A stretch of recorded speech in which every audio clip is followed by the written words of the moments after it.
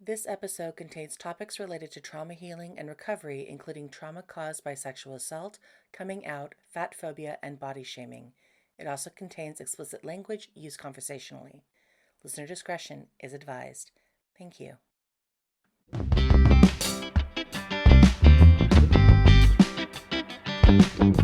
Welcome to the Queer Witch Project, your resource for all things queer and witchy. I am Damona Peacock, your fabulous, non-binary, neurospicy, ordained queerdo.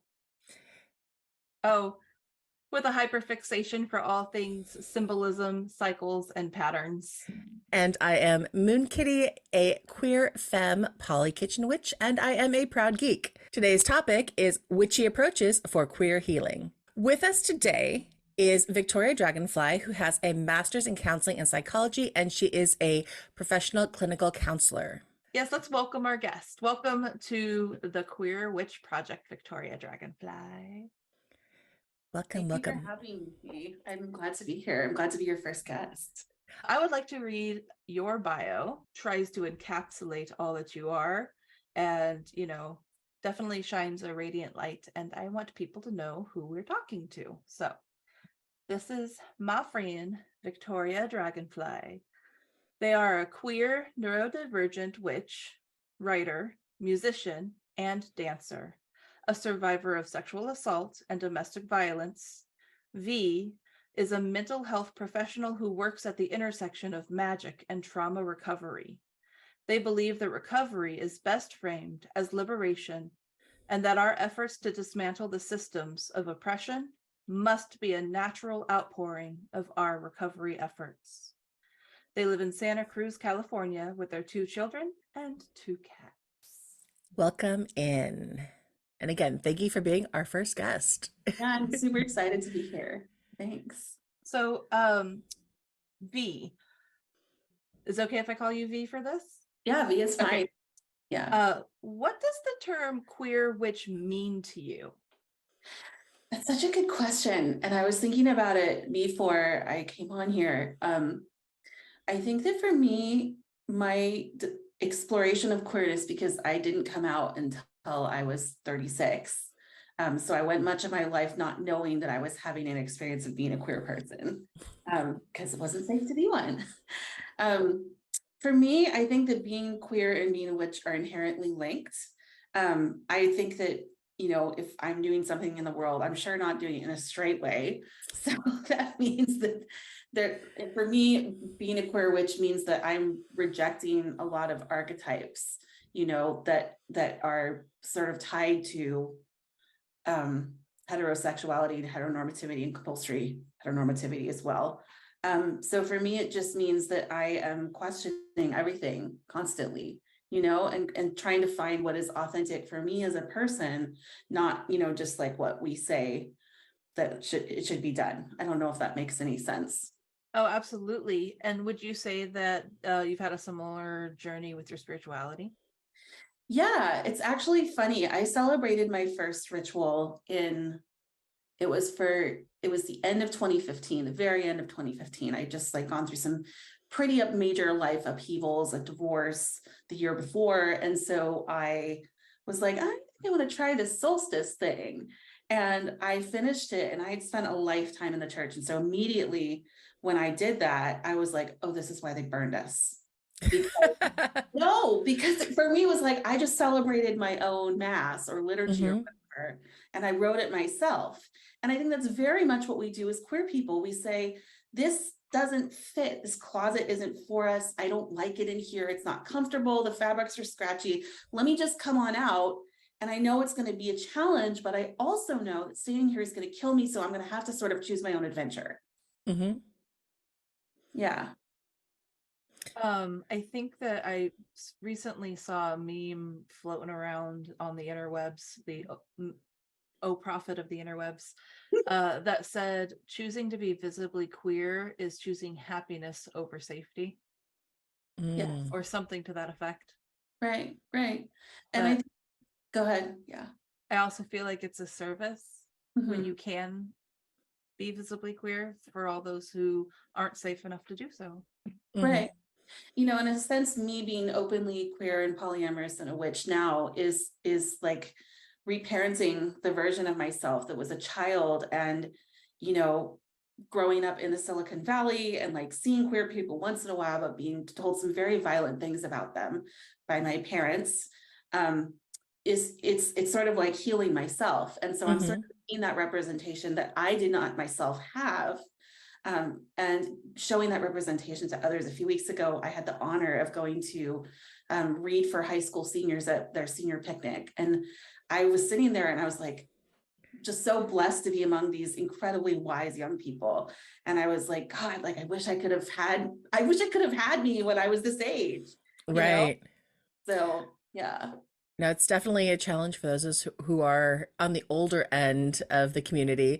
And I hate saying older end because we're not. We're gorgeous. Not We old. are young. We are everything in between, but we are not Gen Alpha or Gen Z, any of us.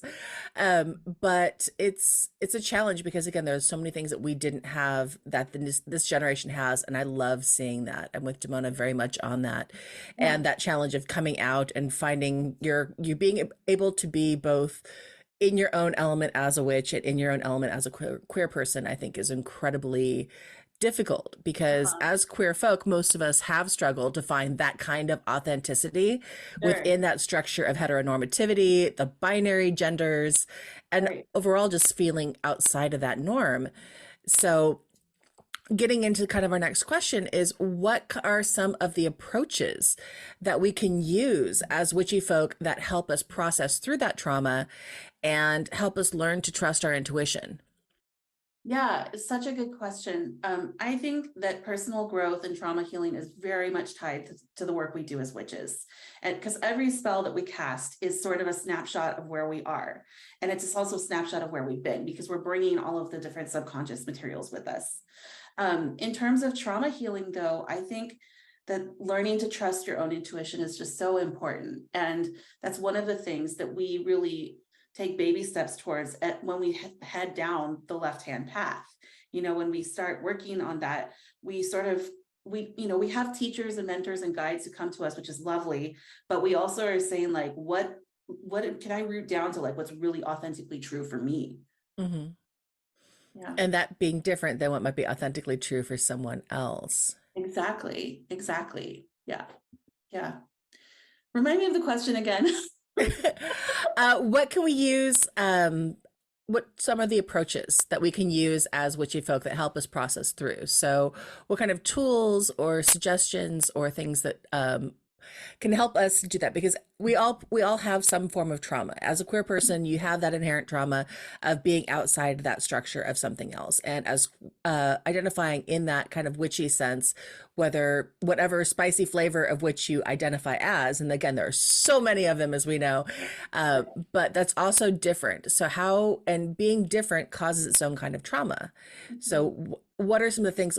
What are some of the tools? What are some of the steps that we can do? Places and resources, those kinds of things. Yeah. Well, and I appreciate you rephrasing the question because Oh, sometimes sure, absolutely. I get distracted. I think that for me personally, I can't necessarily speak to what works for everyone, but I Hmm. know that for me, very concrete tools have helped a lot. So, relying on a deck of cards, joyful movement, like sort of divesting myself from like, I need to move in a specific way for someone else, but learning how to do things like have a yoga practice and a dance practice that's just for me, that works Hmm. for my body and my pain levels on that day, and honoring that as opposed to being like, you need to do this type of way, this type of thing, can be really helpful. And the big thing that comes to me with those of us who were, raised highly sensitive, probably had like some serious religious trauma, is the lack of connection and the lack of co-regulation that we're dealing with. Hmm. And so I think that for us, being able to find that connection, finding it within ourselves, reconnecting with our child selves, and also finding it among our chosen family is super, super important. And we have such a deeper understanding of like how to respect other people's experiences that it does bring us together. Yeah, chosen family is definitely a topic we bring up fairly often here because Yes. that's part of the queer experience. Not that non-queer identified folk don't experience what it feels like to have chosen family, but that so many of us don't have any other family without our chosen family. So you mentioned the tarot, and what other kind of do you ever work with spirit guides? You mentioned also intuition, spirit guides. What other kind of like therapeutic systems do you like kind of marry with your witchy practices to experience, like, how does like the witchy practices inform your therapeutic practices that inform your queer healing? Yeah, no, it's such a great question. I work with a pretty large pantheon of folks, in other parts of dimensions, I guess you could say. I have some guides, some spirit guides who have been with me since I can remember them since 3 years old. So those are with me, and as I have started to open those channels back up, which was a conscious decision that I had to make, I was extremely, extremely sensitive as a kid, and as a young adult, I was constantly being hazed by the spirit world, essentially, because I didn't know the thing that which is like, if you tell something to go away, it has to leave you alone. And so it took me a long time, and I actually shut everything down. I closed all those channels within myself. And then I reached a point in my life after I had my second son that I was kind of on a transformation cycle. And I said, okay, I'm ready, come at me, essentially. And they did. And so I finally was able to teach myself a little bit better regulation inside of that. So I do have spirit guides. I have a couple, they're deities that I work with periodically. I've worked with Venus a lot. I work with Hecate sometimes. She's actually on my altar back here. I lit her candle. She wanted some money today. I don't know why, but I mean, yes. dark moon. And I want to honor her too, because the work that I do with clients is very much intersection, crossroads work. I'm here, I've had all this transformation. Where am I going next? Am I brave enough to take the next step? Am I brave enough to go in this new direction? And I'm kind of the one who stands there and is like, you should do it. Yeah. But I think in terms of family systems, I love that you brought that up. I did a lot of vision work when I left an abusive relationship 3.5 years ago, something like that. And I started doing a lot of like active vision work. I didn't even use any like chemicals to make that happen. I just kind of like did it in my head. And that was very powerful for me, like connecting with like future versions of myself and previous versions of myself. And in the work I was doing as a therapist, I kept hearing about this thing called internal family systems. And being a Capricorn, I was like, this is the next big thing. I want to get trained in this. And it's hard to get into the trainings. So one of my friends was like, you should really just like have a couple sessions with an IFS therapist. And I was like, okay. So I signed up with this woman who happens to be queer and older, and she's such a dear mentor of mine now. And she's my therapist. And when I tell you, like, that nice lady handed me my ass in that first session. And I met like a newborn version of myself, who I was an extremely colicky child. And so I would scream for 5 hours every day for the first 5 months of my life. And that was just, so I was like born feeling too much. And when I met that pre-verbal person and had an experience with them, and was like able to give them the care that I myself did not have, and I opened my eyes and I looked like this woman and I said, fuck. And so I've been with her for over a year. But internal family systems is like this idea that we sort of have, we have parts of us within us. So there's like different versions of us and from different moments in our lives. And they're all sort of in the background running around, right? And you have protectors, and then you have exiles. Okay, so exiles are the ones who feel like the uncomfortable emotions, like shame, sadness, etc. It's kind of what we as witches would call shadow work.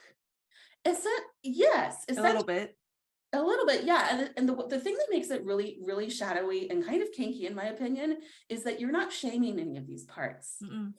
So like, for example, I remember this one time, and sort of this, I guess, is like a trigger warning for like a bit of fatphobia, but like I was up at night and like, how the 3 a.m. voices go. They're not nice. No. Those voices on that 3 a.m. beat are mean. And so there was one that was saying like things about my body that were making me feel, really upset and everything. And I said, what is it you really want? And they said, I just want mom to love us. I said, Mom's not going to love us if we lose weight. So can we go back to sleep now? And they were like, okay. And that's the kind of work that you do as a witch, but it's also codified within the system called internal family systems. I love it. Like, just Mhm. speak. The other thing I would have said is, and I love you. Yes. You know, that's enough. That's got to be Yeah. enough. Yeah, but I love you and I'm here, Yeah. and I'm extending my compassion and curiosity Yeah. towards you, and learning how to, even the parts that make you feel like really bad about yourself, like they're there for a reason. They're there to protect you from something really awful that happened that they don't want to ever see happen again. And so learning how to work to unburden those parts, and sort of, with my therapist, I do a lot of work of actually giving those burdens back to the elements. So Mhm. sometimes we'll like drop something in a volcano, or we'll, burn it up, or we'll like put it back in the earth. And it's very, very powerful work. And That is exactly what I was asking about, that crossroads of healing, therapeutic healing, witchy informed, and obviously all that trauma of being different, being told that you're unacceptable, or that you need to change something about yourself to be worthy or loved. That's a struggle.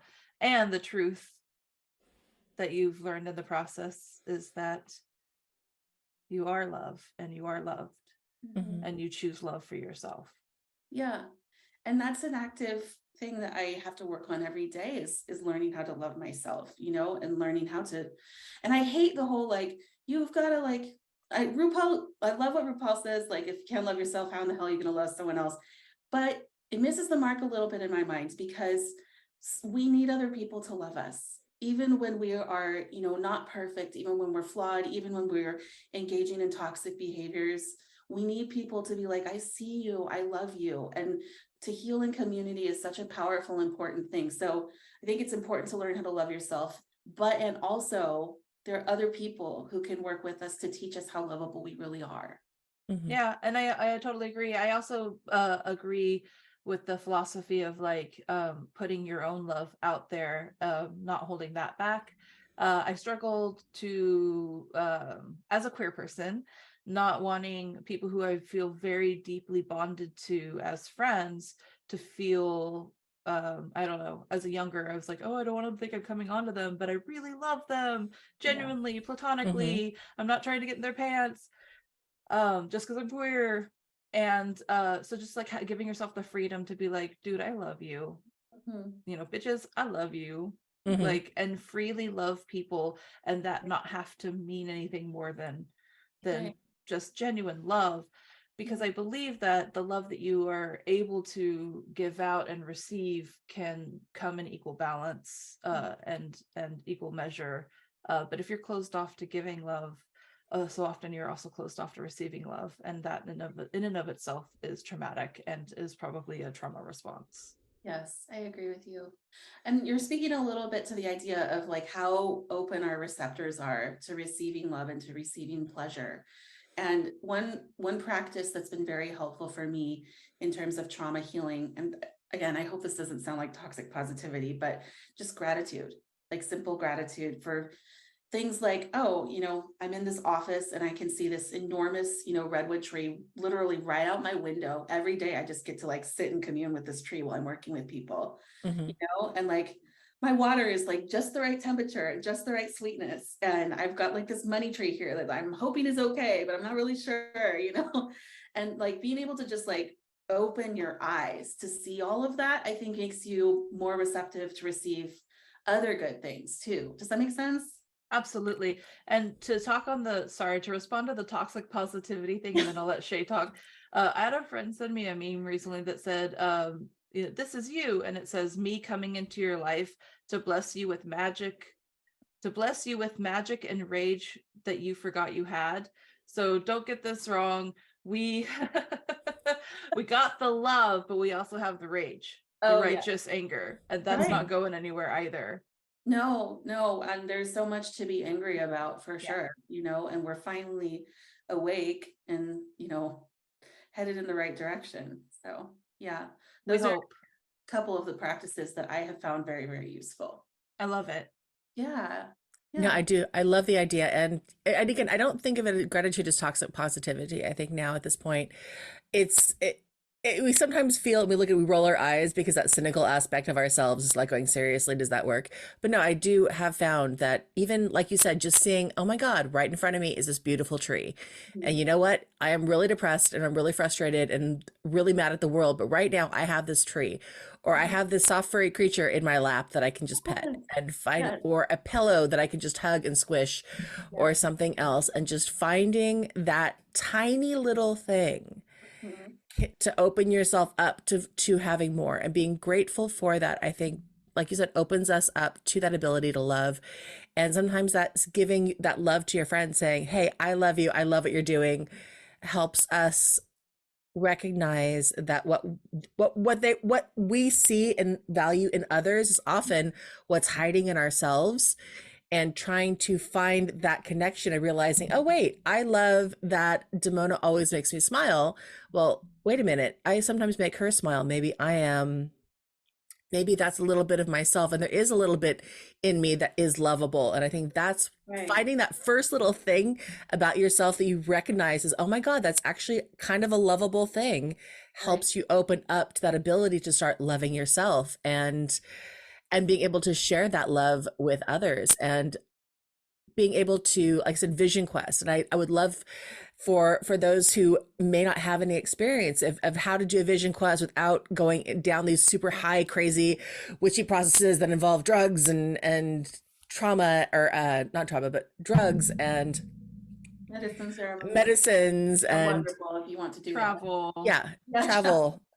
Like I what love can you travel. do in your bedroom on your bed at 4 in the afternoon Yeah. to help you go and start a vision quest Well, that may help you learn and approach your own healing Yeah. process? V taught me that I can talk to my future and or past selves. Yeah. Okay. I often talk to my ancestors.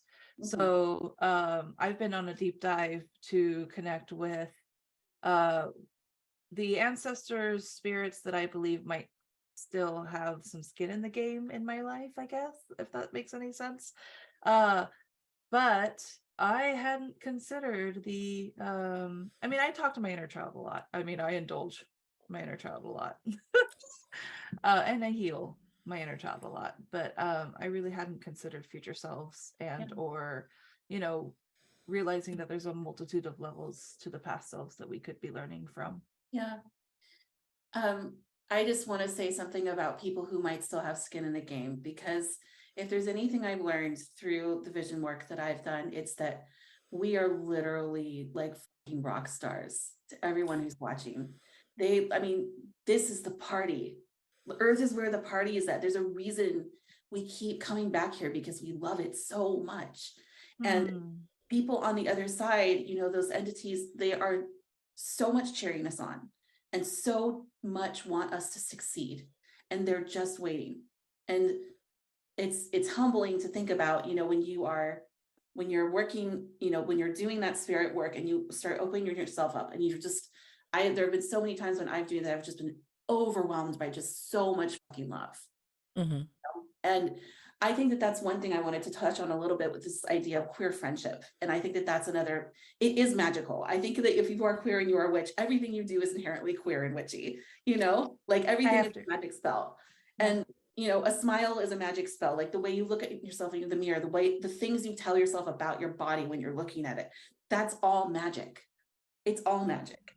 And I think that, I have found the most love and acceptance from queer people that I have wanted my entire life. And I think that when we've sort of like started to divest from this idea that saying I love you is inherently sexual, or that it's inherently romantic. Romantic is Hmm. only one flavor of like hundreds of different kinds of love and relationship configurations. Like I deeply love and consider dear friends people that I hardly ever get to see in person, Hmm. or people that I basically only ever text with. I never talk with them on the phone. Those are all valid expressions of love. And being able to be that for each other, and again, like sort of choosing your own adventure and creating a beautiful, magical relationship that's like its own magic spell, I think is so powerful. Hmm. Yeah. I agree, and that is so beautifully said. Yes. Thank you. Yeah, I mean, it's amazing to me that I was raised to be told a lot of really damaging things about our community and how we show up. And ever since I finally found my way here, I have just been overwhelmed by the love, like to the point that like my receptors shut down. And I was like, oh, you're ashamed. You're so ashamed of yourself. Like, what can we do about that? How can we help you? Oh, You know? Mhm. So yeah, it's just, I know that when I am in community space, whether that's queer space like pride celebrations or queer bars, or even witchy space like when I used to attend the conference, mhm, pagan conferences, I know that I couldn't get from like point A to point B without both giving out genuine like wow I see you compliments to people, Mhm. because people show up, right, right. and also receiving, well, I mean, I also show up, like I put the drag on as well, but like I do like point A to point B, like 5, 10, like multitudes of compliments being like exchanged, Yeah. and that's the feeling that happens so often in spiritual spaces and queer spaces, Mhm. and being in queer space is a spiritual experience for me, and also Mhm. being in witchy space is a queer experience for me. Yeah. Yeah. It's all Yes. interesting. I But remember, that's what like feels like genuine connection that's not predicated on capitalism and weird social constructs that we're stuck in what we call like our mundane life or the overculture. right, right. Yeah. It always seems like it's set aside as something. Yeah. I think that that's another thing about being a queer witch, because we do live in these oppressive overcultures that are literally killing us. They're Mhm. making us sick and depressed, and we need to talk about it, because you can't tell somebody that they're depressed and just say, oh, this is just your brain chemistry. It is, but also there's so many other factors involved in that, and like there's just a lot going on. And in my sessions, I try to be very explicit of like, you know, we wouldn't be having the mental health problems that we're having here if we didn't have to work, 40, 50, 60 hours a week just to pay for eggs that are $9 a fucking dozen. Mhm. Yeah. Like, this could all be different. We could make it different. We had a chance of the pandemic and we didn't take it. Right. Or my favorite is it's God's will that you're depressed. Even worse. Sorry, I just watched Oh, both of your faces, just like Even get that like worse. ooh. yeah. Well, it's God's rule. This is like your suffering. And that's very much tied, because I was raised by these people. People are like, how did the religious right? Well, and I'm like, no, I was raised by these people. I know what they want. They have been praying for what's going on right now since the 80s, before that even. But that's an idea that comes straight from the Puritans, is that suffering makes you virtuous. Like, think about that for a second and think about how our society is set up. Mhm. That's just like a lot to take in. There's no virtue in suffering. No, because otherwise I'd be way more virtuous than I am now. I mean, I think your virtue is doing fine. But I'm just saying, I've been through some suffering, so Right. Right. And for me, when I was leaving my abusive relationship, that was something, I don't know. I still think of it, I'm still proud of the way I thought of it back then, but I basically said, I am not going to suffer this much and not alchemize every last little bit of this to help other people. Mhm. I was like, Herman, bitch. Like, I was not going to go. I was like, I am not going to go through this hell and not have it come out on the other side as something that I can use to help other people. Mhm. 100%, just like love, I do believe in the reciprocal relationship of healing, whereas because we have to heal ourselves, Mhm. we can illuminate the path for others. Now, we can't tell them how to do it, and we can't tell them to take the steps, but we could stand and say, I've been there, you're valid, and this is what I did, and these are maybe some options available to you, but we can both be in healing together. Right. And I was going to say, I had a slightly different experience, but also 2015. It must have been a transformative year, where I also ended, my marriage ended, and I was on my own and stepping through those processes. And thankfully, it wasn't an abusive relationship. We had been high school sweethearts. No one's the same at 14 as they are at 37.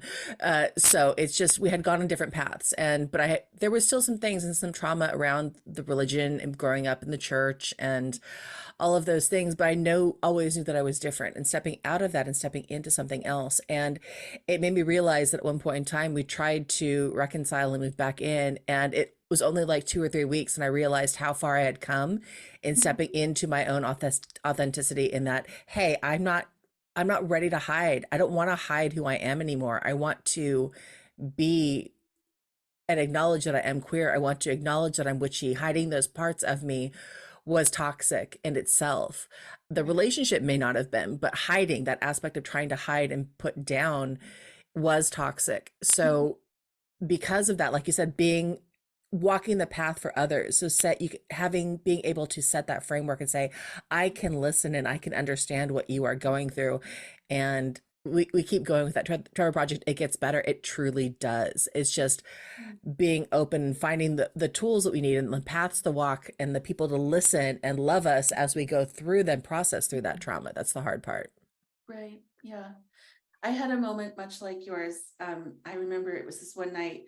I had just told my husband that I wanted to divorce. You know, it was kind of mutually agreed upon, but I really did initiate it. And I think this is a really poignant aspect of being a queer witch, is that I am here for the transformation.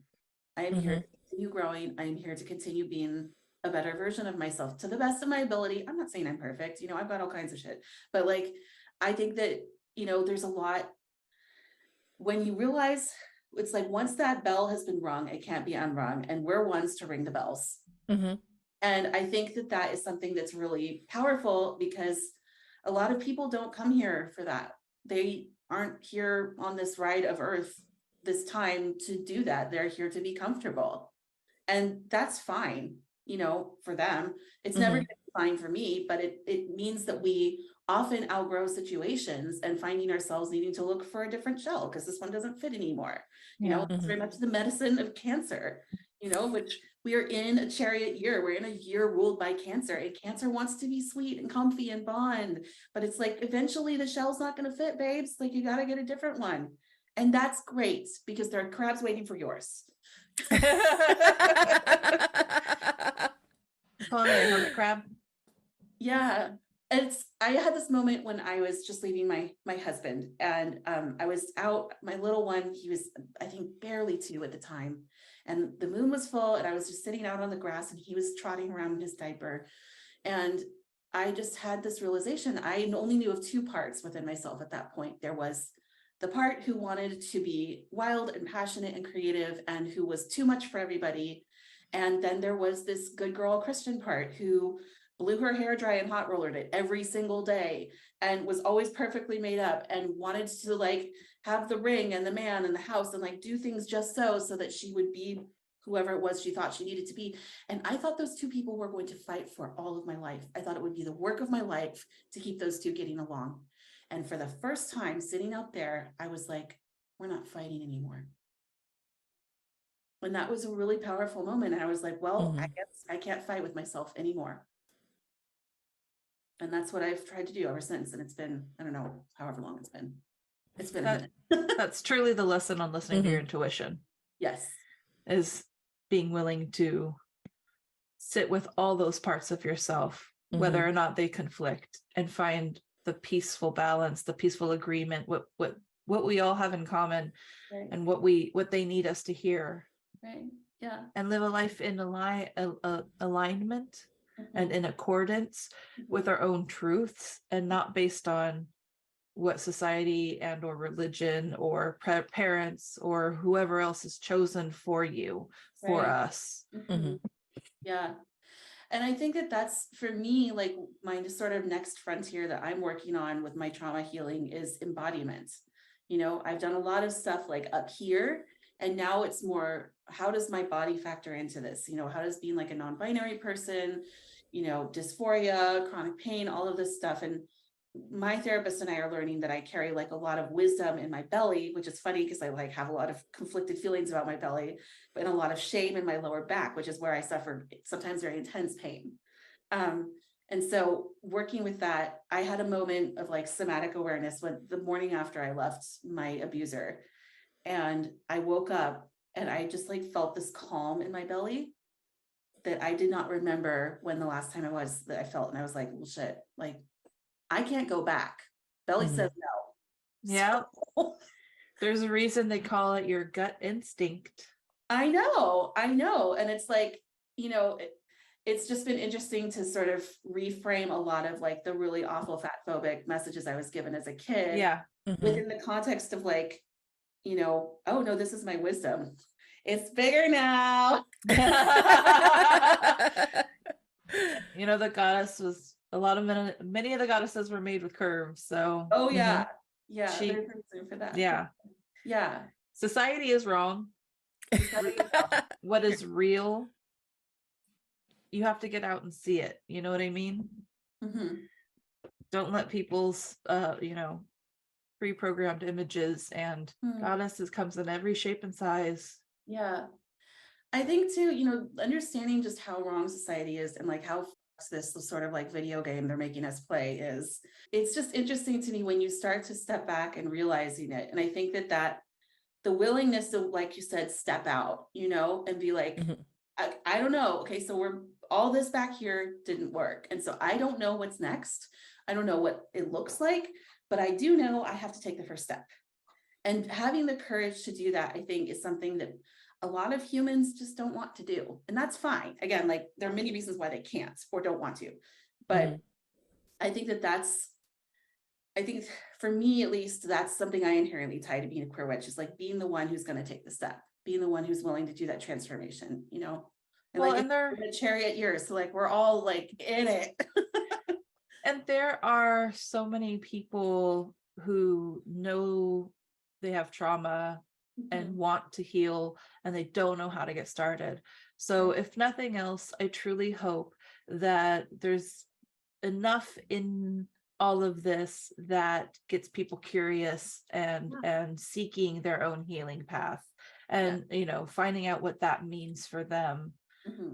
There is one we touched on the cards a little bit, as Shay and I also do tarot, and have had and probably will have many discussions on this podcast about tarot. Can I ask you just a little bit more on how you use tarot is a healing modality? Yeah. How do I use tarot as a healing modality? I think I spoke to you, I guess, this is coming back to embodiment and like concrete practices. Like for me, sort of like having kinesthetic reminders of things is really powerful for me. I started working with oracle cards, I think back in 2016 or something like that, and from there it was like the archangels appeared, they were like the first ones, because that was like, I was like still going to church and stuff. And they're like, we're going to start you in easy, Fair. So fair. Understand 100%. Yeah. They're like, let's not intimidate her this time.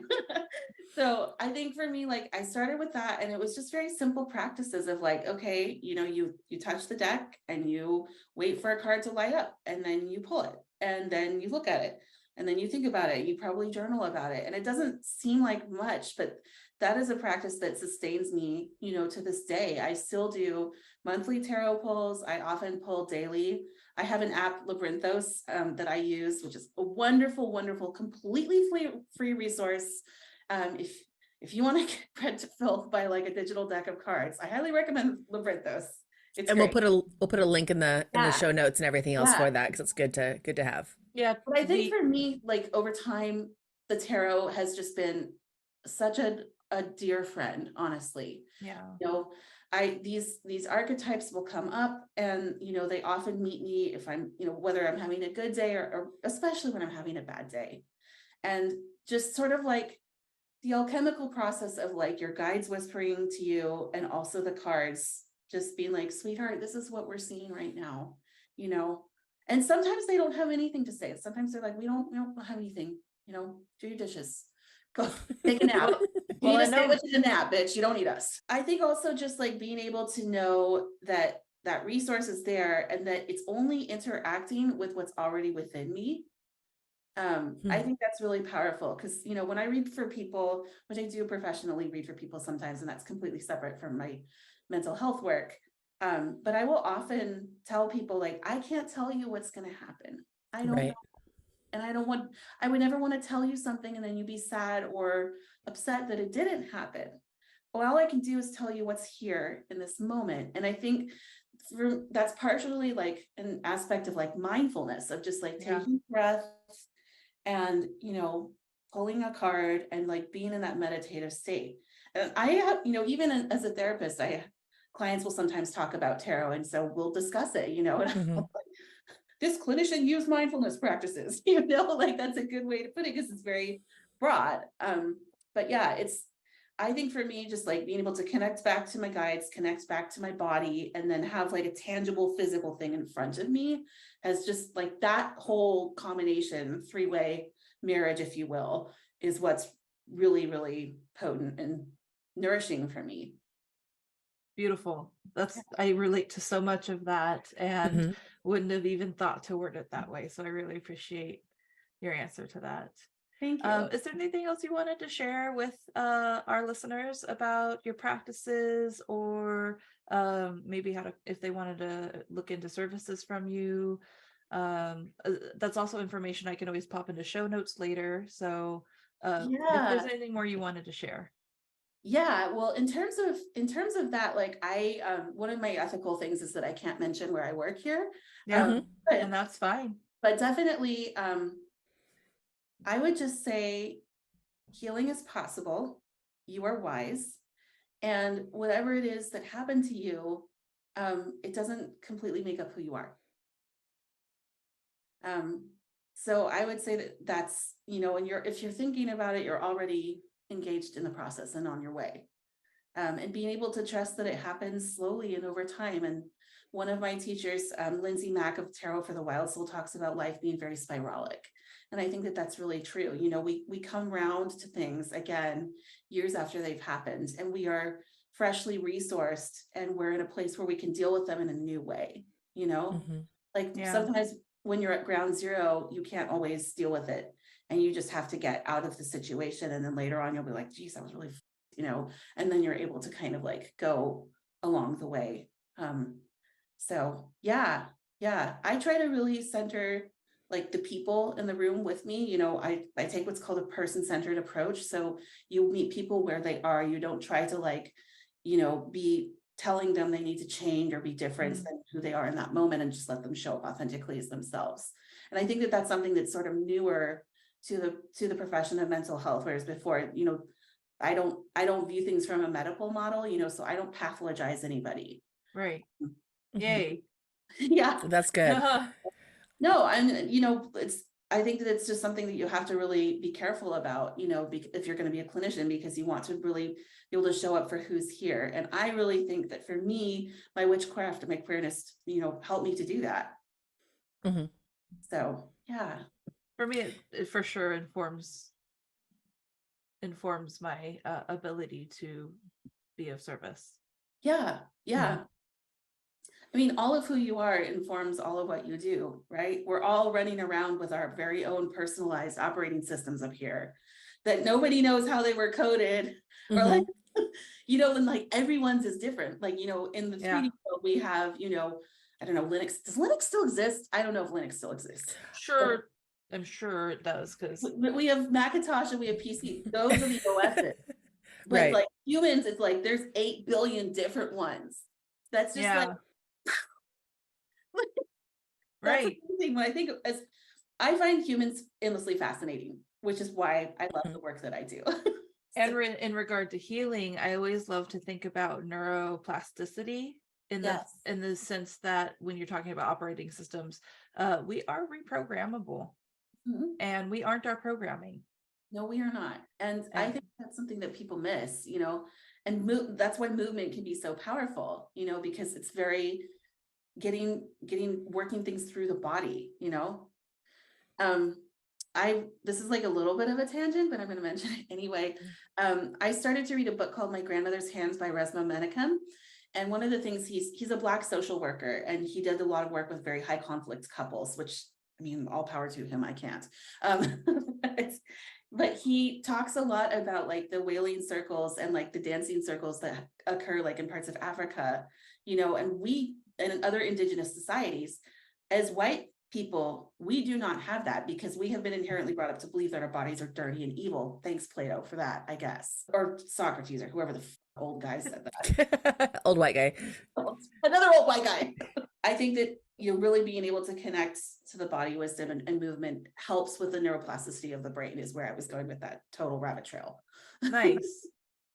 Good, noted. And also I know you do a lot of body healing practices as well, right? Mm-hmm. Yeah. Some of the ones that I've been favoring lately, I think baths with magnesium was like real basic, but like very, very helpful, just letting your body, 100%. That's a magical spell in and of itself. Oh yeah, because you're saying to yourself, I'm giving you a place to be held and to be safe. That's how And the womb waters with the world. On the earth. Yeah. We evolved in water, both 100%. as newborn babies and as a species, we evolved.